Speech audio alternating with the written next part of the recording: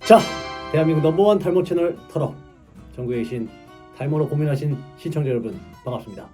머리 있는 남자 최익입니다. 탈모 치료를 다시 좀 해보고자 병원 세 군데를 돌아다니면서 처방받았던 약들, 제각각 약들이 다르다 보니까 과연 약들에 대해서 굉장히 많이 궁금증이 생겼었습니다. 탈모 약 정말로 종류도 많고 어려운 내용들이 좀 많다 보니까 우리가 탈모 치료를 좀 시작하기 앞서서 꼭 알아야 되는 개념만 정리를 좀 해가지고 가져왔으니까 이 부분을 다 같이 좀 이 영상을 통해 배워서 여러분들이 탈모 치료함에 탈모 약을 복용함에 조금이나마 도움을 드리고자 합니다.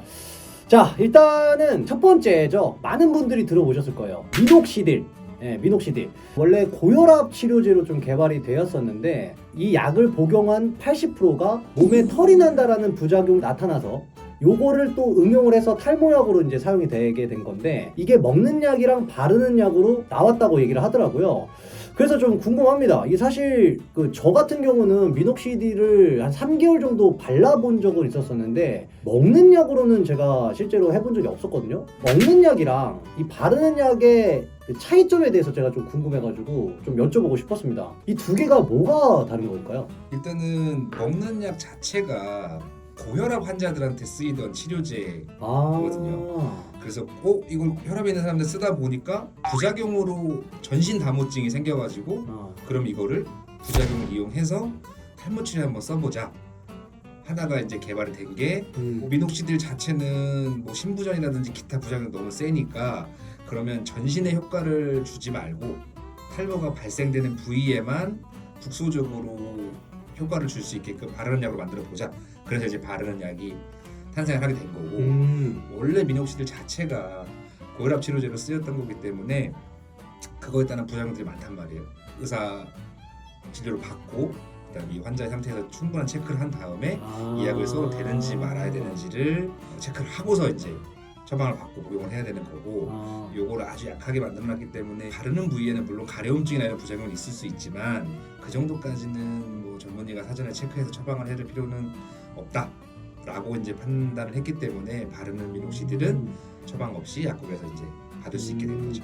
그러니까 이게 좀 심플하게 먹는 용은 몸 속에 들어가는 거니까 어떠한 작용을 할지는 의사 선생님이 전문적인 진단이 필요한 거고 네네. 겉으로 바르는 거는 부작용이나 기타 문제들이 조금 낮기 때문에 약국에서 그냥 편하게 구매를 할 수 있다. 그쵸. 저 같은 경우도 사실상 바르는 미녹시딜은 한 3개월 정도 써봐서 체감을 해서는 아는데 저는 먹는 미녹시딜이 있는지는 진짜 몰랐거든요. 근데 이번에 진짜 그런 것들을 많이 알게 돼가지고 진짜 많이 탈모 치료제가 발전을 했구나라는 생각이 좀 많이 들었었어요.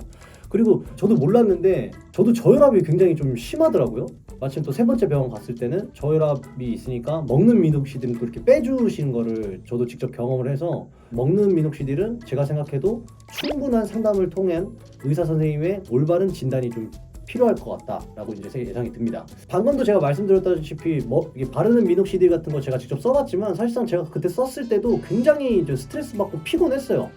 맨날 이제 끈적끈적거리는 것 때문에 그걸 바르고 나가서 사회생활하기도 되게 좀 이제 힘들었었던 것도 기억이 나고 자기 전에 또 발랐을 때 이제 막 베개에 굉장히 이렇게 찐득하게 막 묻어 있었던 경험이 충분히 있었기 때문에 제가 이제 요즘 들어서 많이 검색을 해보고 알아보니까 좀 심플하게 바르는 방법들도 많이 나와 있고 올바르게 바르는 방법 그런 것들에 대해서는 다음번에 자세하게 영상으로 좀 제작을 해가지고 여러분들께 보여드리도록 하겠습니다. 두 번째로 말씀드릴 약은 피나스테리드 계열의 프로페시아입니다. 사실상 뭐 많은 분들이 뭐 탈모하면은 그냥 기본적으로 생각하는 게 이제 프로페시아겠지 않겠습니까?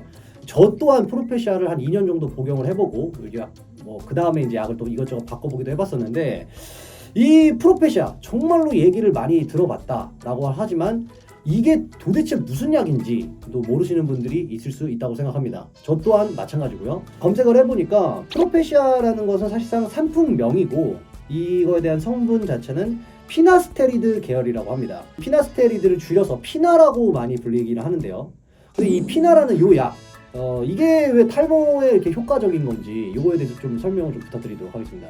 저는 프로스카라는 약이 사실 전립선대증에 쓰이던 약이었는데 거기에는 피나스테리드가 5mg가 포함이 돼 있었단 말이에요. 근데 이걸 먹어보니까 머리털이 자라기 시작하는 거예요.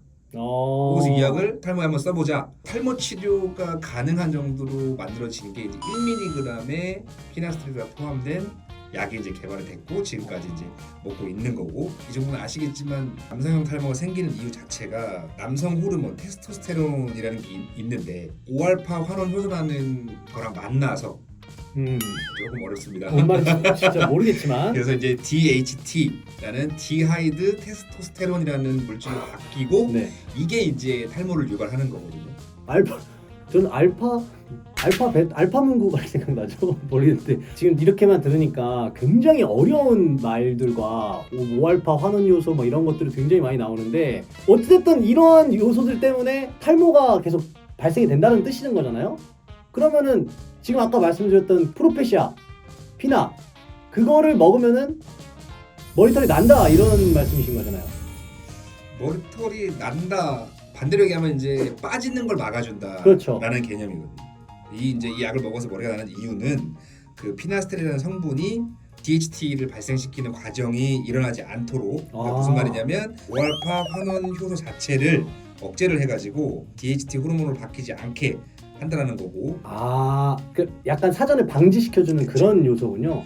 실제로 머리가 막 난다라기보다 안 빠질 수 있게 효소를 바뀌지 않게 막아주는 거. 쉽게 말하면 우리가 모낭을 자꾸 공격하는 물질이 있을 거잖아요. 이해했어. 요새가 생기는 여러 가지 과정 중에 하나를 차단해 주는 거예요. 이해했어. 이거 약간 성벽을 쌓아놓는 거네. 진격의 거인처럼 벽을 딱 쳐가지고 거기 나쁜 그 거인들이 못 넘어오게 만드는 거네요. 오지 마.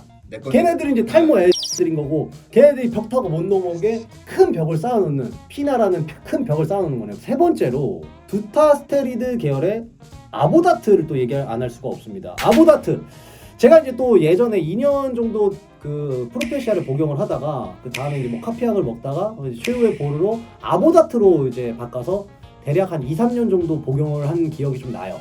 그때는 저에게 효과가 없다 보니까 아보다트를 먹어봐라. 이게 뭐 제가 듣기로는 지금 시중에 나온 약 중에 가장 센 약이다. 전 이렇게만 딱 듣고 복용을 시작했었거든요. 그리고 심지어 그 약이 제가 들은 바로는 절대 임산부 내지는 아이들이 만지지 않게 조심하여라, 이런 얘기도 저한테 해주셨던 기억이 납니다. 이것도 이제 줄여서 두타라고 많이 불린다고 하더라고요. 대표적인 상품이 이제 이 아보다트인 건데, 이 두타와 피나, 이제 아보다트와 프로페시아의 차이점, 도대체 정확히 뭐가 좀 다른 겁니까? 두 성분 모두 아까 말씀드린 5알파 환원 요소를 억제하는 약이라는 거는 그 기전은 똑같은데. 동일해요. 예. 동일한데 억제하는 범위가 좀 다르다고 생각하시면 쉽게 말해서 뭐 5알파 환원 요소가 1형이 있고 2형이 있고 뭐 여러 가지, 이제 좀 쉽게 설명을 드리자면 5알파 환원 요소가 1형이라는 것은 피부나 피지선 쪽에 분포하고 있는 거고, 2형이라는 거는 모낭이나 모유두, 뭐 전립선 등등에 이제 분포가 돼 있는 건데, 피나스테리드는 2형만 억제를 하는 거고, 그래서 이제 탈모를 좀 방지해 주는 거고, 네. 두타스테리드는 1형과 2형 모두 좀 억제를 해주는 약이거든요. 그래서 이제 좀 더 넓은 범위의 효과가 있다라는 얘기가 좀 있는 건데, 근데 탈모랑 이제 직접적으로 연관성이 좀 높은 거는 2형이다 보니까 피나스트리드 약만으로도 효과를 충분히 볼 수 있는 거고, 사람마다 다 뭐 똑같지는 않으니까 어떤 분들은 나는 프로페시아만 먹어서는 안 돼 하시는 분들이 두타 계열도 먹어서 조금 더 넓은 영역의 탈모를 유발시키는 인자까지도 억제를 시켜가지고 효과를 보시는 분들이 있는 거고, 근데 의사분들도 이제 치료를 쭉 하다 보면서 약을 바꾸기도 하고 그렇게 좀 하고 있는 거죠.